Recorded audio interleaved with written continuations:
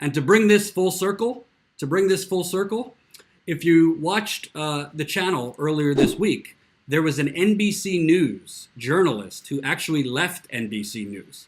And he left because he was tired of the country's, of the country. Well, it's kind of a country. He was tired of NBC News's warmongering. He was tired of NBC News's utter deference and fetishizing and idolizing the military. He was tired of NBC News doing zero reporting on the military-industrial complex, on things like Raytheon and Lockheed Martin. He was tired of basically being a PR agent for the military-industrial complex. On top of that, he said he was tired of the 24/7 Trump circus at all ignoring everything else. He was on CNN this morning to expand on his comments. And this is Bill Arkin. He left NBC News, like I just said. He was there for 3 decades. This is what Bill Arkin has to say about war coverage and basically the U.S. media serving as a prop to the military-industrial complex. We need to have actual investigative correspondents working on actual investigations. We need to have some courage to criticize the military and criticize the national security community. And I think part of what happens when you're involved in the circus on a day-to-day basis is that you don't have an opportunity to develop the kind of deep sources that are necessary to do these investigations, to actually get beyond the spokesman, to get beyond the congressional critics. And by not being able to develop those sources, I think ultimately you can't report the story as deeply as it needs to be reported. And that's because so much of the oxygen is sucked up by Trump.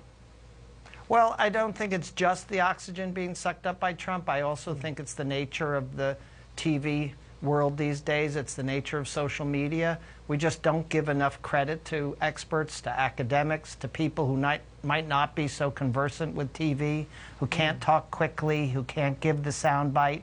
We just don't have them on. I mean, when I started in the world of television, we had a hell of a lot more academics, professors, experts on. And today we've basically given up on that. Journalists are the ones who speak. And journalists are not necessarily the most skilled or the most expert in terms of talking about foreign affairs.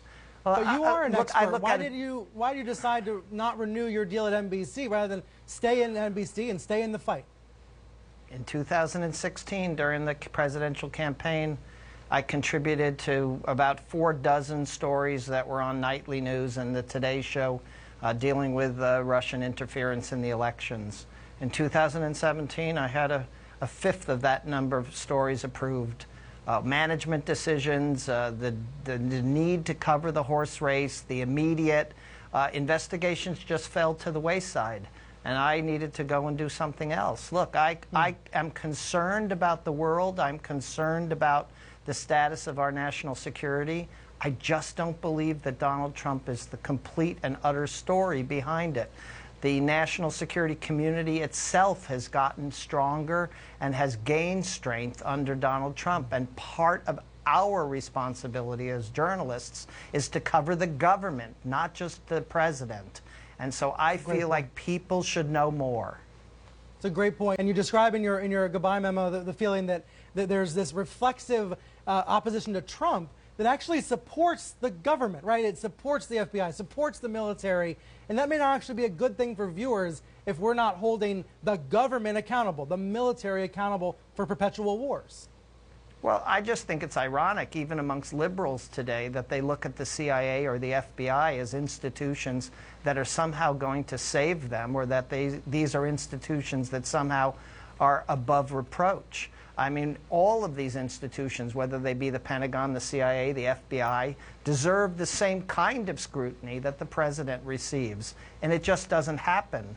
And then you have on top of that the real problem, which is that on a day-to-day basis right now, Brian, we are bombing 9 countries around the world. And I defy you to even name what they are. That's how bad our coverage of warfare is. I'll be honest with you, I cannot. I think there's some incredible Pentagon correspondents and some outstanding outlets like Defense One that cover the military every day.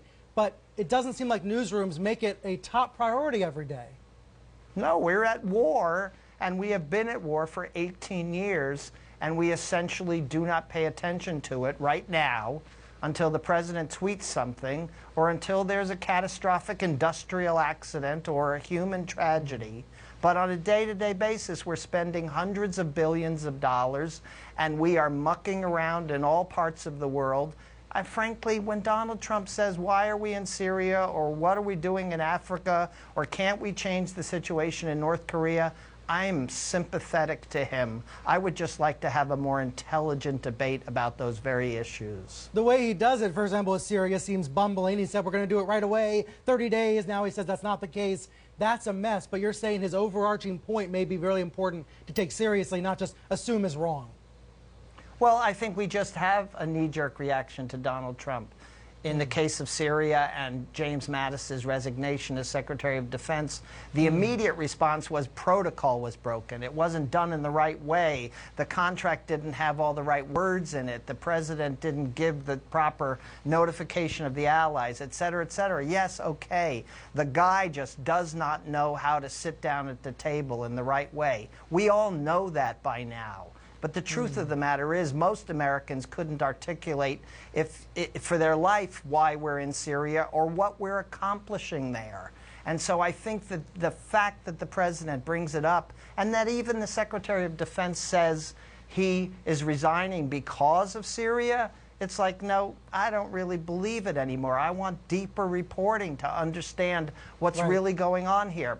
Trump did the wrong thing in not consulting with the allies, in not listening to his advisors. I accept that. But at the same time, I want deep reporting to understand the issues. I don't want to just gloss over the surface. So first, let me give you a backhanded compliment, Brian Stelter, because I can't give you a full compliment. I have to give you a backhanded compliment.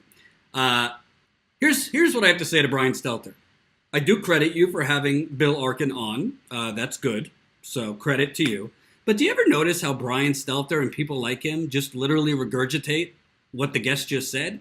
So Bill Arkin says, yeah, we do cover Trump too much. So Brian Stelter answers, so you're saying we cover Donald Trump too much? Yeah, that's what he just said. Are you miming? Are you miming, Brian Stelter? So Bill Arkin says, yeah, maybe instead of covering like the process of how Trump got out of Syria, maybe we should cover, should we get out of Syria? Why are we in Syria? So you're saying we shouldn't cover process, we should cover actually the merits of getting out of Syria. If you're just going to regurgitate what his answer is, get the fuck off TV and just let him speak. Like, you ever hear of a follow-up question, Brian Stelter? You ever hear of it doing anything else other than regurgitating what your guest just said? Jesus Christ. Do I have to teach Brian Stelter journalism? Christ almighty. I think what he said was spot on when he said, what kind of world are we living in when liberals are supposed to be anti-war? What kind of world are we living in where liberals all of a sudden fetishize and idolize and, the CIA and the FBI, these patriots? The CIA is part of why we have terror, is a big reason that we have terrorism now, because the CIA has helped insert dictators into countries where the United States didn't like those countries' democratically elected presidents.